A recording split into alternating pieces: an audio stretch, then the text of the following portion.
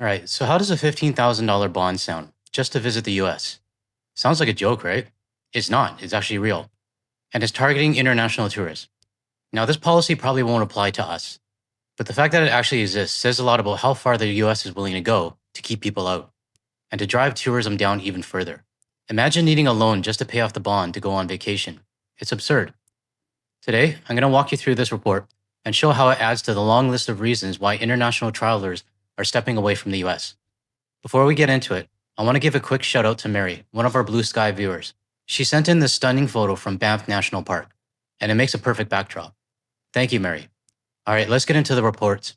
Would you pay $15,000 for a tourist visa? The Department of State has now released their 12-month pilot program, which authorizes consulate officers to require visa applicants to post a bond no more than $15,000 to get their visa. The bond would be applicable to either the B1 or B2 visa, which are temporary visas issued either for business or tourist purposes.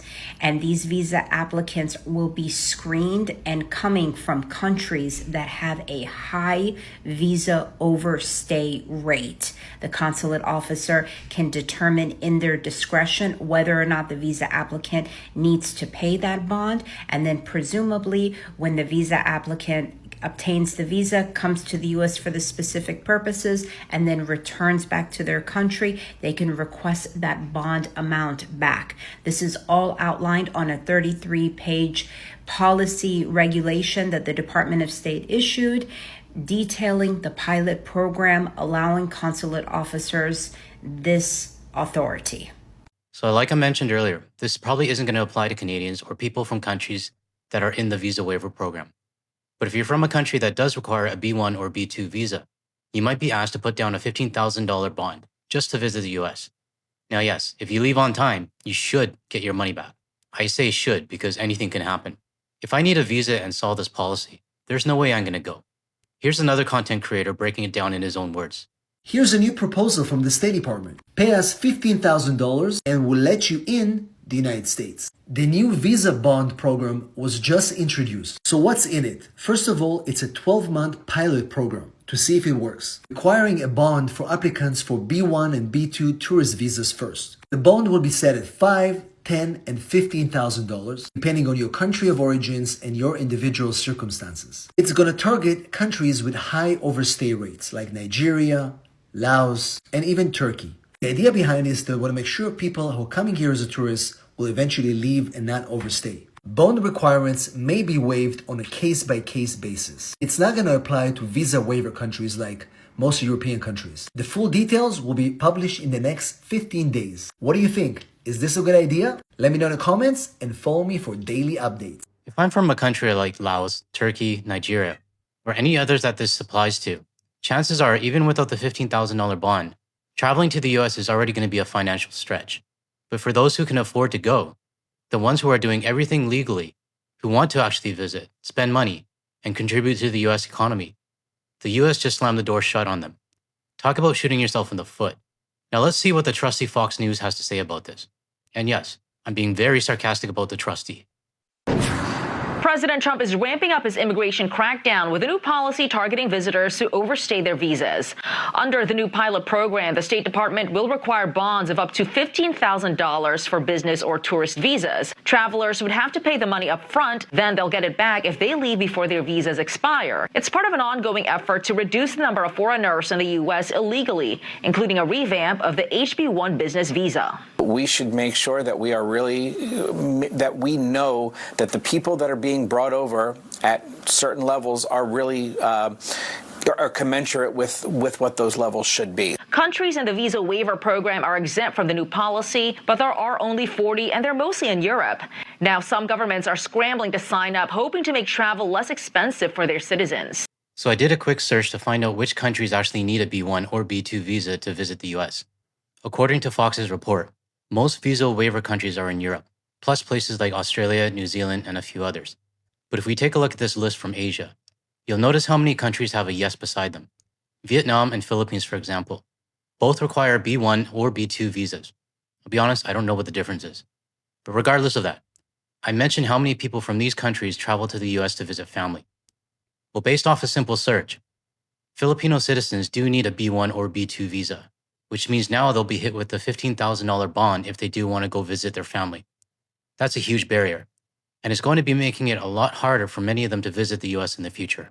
I think it's good. It speeds up the process. For me personally, it makes it easier to enter the United States to travel. Huh? What? I'm trying to understand how this guy thinks it's going to speed things up for him to visit the US. The policy isn't even finalized yet. There's no process, no clear steps, nothing official. Is it just me or does this not make sense? Let me know in the comments. But it comes during a foreign tourism slump, with the president's new immigration policies leading some visitors to rethink their American vacations. Transatlantic airfares are down significantly this summer, and travel from Canada and Mexico fell almost 20%. With everything going on in the U.S., I feel like a lot of Canadians kind of want to stay home. I'll be going to the U.S. No. I'll be going to the Caribbean or something, but never the U.S. No. The State Department says the new program will take effect August 20th. Much respect to that couple from Toronto. I'm glad they chose to boycott the US and head to the Caribbean instead. Sure, it might be a slightly longer flight, but you'll be treated way better down there. Quick reminder for anyone flying to Mexico or anywhere in the Caribbean. Avoid stopovers in the US. If you do, you'll have to go through the CBP desk before continuing to your next flight. So my advice, just avoid the US altogether. Alright, I wanted to show you this next report out of Texas, because I don't think I've ever done a local Texas media story before.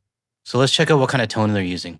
Fewer people want to visit us here in the United States. Travel experts say there are fewer international travelers coming here than before. ABC's Perry Russum takes a closer look at how the drop in tourism here in America is impacting our economy. From New York to Washington, D.C., Las Vegas, and Los Angeles, there are plenty of destinations right here in the U.S. for tourists from other countries to visit. But America's travel and tourism industry is facing a decrease in foreign tourists. The number of non-U.S. citizen air passenger arrivals was down 9.7% in March compared to the previous year. That's according to data from the International Trade Administration. Okay, why are you comparing March 2025 to March 2024? I'm not sure if you checked your calendar yet, but we're already into August. You could have at least used June 2025 numbers to give a more accurate picture of what's going on right now. Sure, maybe the July numbers aren't out yet, but March? Come on. I guess we should be thankful that they use any 2025 numbers at all, unlike Ron DeSantis, who used to quote 2024 numbers. Just for the record, this report was published only 23 hours ago from the time I'm editing this video. Much of that driven by Canadians who have pulled back significantly on their travel. It's a huge economic loss for the country. The latest economic impact research from the World Travel and Tourism Council, or WTTC, projects the U.S. is on track to lose $12.5 billion in international visitor spending this year. Seriously? $12 billion? That sounds like numbers that were announced in April. Try $29 billion now. That $12 billion hasn't been accurate for months. I swear, where did they find these reporters? Do they have a special browser that only loads articles from March 2025 backwards? Meanwhile, I typed it in Google and got the right number in under 5 seconds. But sure, let's keep pretending that it's only 12 billion. Might as well bring back 2023 numbers while you're at it. We continue to set tourism records. 2024 saw more than 142 million visitors come to the state of Florida. This includes 3.3 million visitors from Canada. That's not much of a boycott in my book. Maybe they wanted to get a glimpse of what a Stanley Cup winning hockey team actually looks like. What an arrogant asshole. Which we're surprised at because the US is the biggest travel and tourism market in the world. A study done by the WTTC and Oxford Economics forecasts the United States will be the only country with a decline in international visitor spending this year. That's among 184 countries analyzed. China is the second biggest travel and tourism economy, and it is growing very, very strongly. And interestingly, they've just relaxed a lot of their visa policies to encourage people to go to China. What kind of world do we live in where it's now easier to travel to China or Vietnam, two communist parties, than it is to visit the US? That's not really an exaggeration either. At least with China or Vietnam, you know the process, you follow it, you get your visa. But with the US, you can have a clean record, approved documents, and still be denied for no reason. It's unbelievable how much self-damage the US has done to its own tourist industry in just 7 months. And yet they're still wondering why international travelers are staying away. And just for the record, I have traveled to both Vietnam and China before COVID.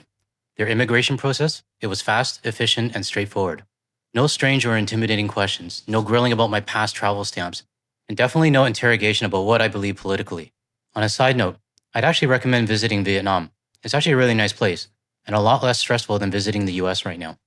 But in the US, we've actually seen some quite big hikes in the cost of getting a visa. In addition to the cost, the lengthy process to get a visa is a potential deterrent. It can take months just to get an interview for a visa to come to the United States. Travel experts say America's messaging on foreign travelers may be turning visitors away too. We need to let travelers around the world know that we want their business. We certainly understand some of the issues we have here in the United States that focus on illegal immigration. Unfortunately, some travelers around the world are wondering if legal visitors are welcome. The World Cup next summer could be a great opportunity for the U.S. to welcome visitors with open arms and get the industry back on track ahead of the Olympics in 2028. Yeah, no. I don't think you're going to get back on track in time for the Olympics or the World Cup. In fact, I think it's going to go the other way. The US just made it harder for B1 and B2 visa holders to enter. And if you're wanting international fans from those countries, your government just cut them off with this new policy. So what did we learn from this video? The $15,000 bond fee just made things a lot worse, even more damaging than the visa integrity fee.